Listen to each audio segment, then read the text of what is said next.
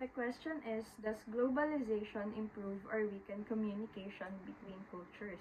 So, globalization improves communication between cultures by making it easier for people to connect and share ideas.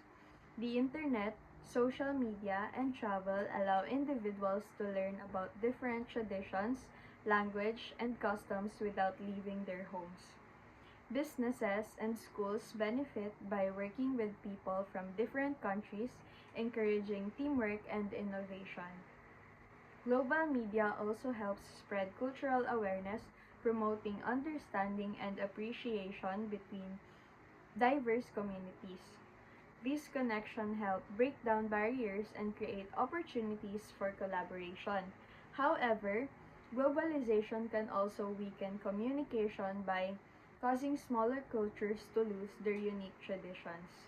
Stronger cultures have more influence, leading to misunderstandings, stereotypes, and cultural homogenization. Some people struggle to participate in global conversations due to lack of technology or language barriers. In some cases, cultural exchanges become shallow instead of meaningful, and the rapid changes brought by globalization can create resistance in certain communities. These challenges can make it harder for culture to communicate equally and effectively. In the end, globalization has both positive and negative effects on communication. While it helps people to connect and share ideas, it can also lead to cultural loss and misunderstandings.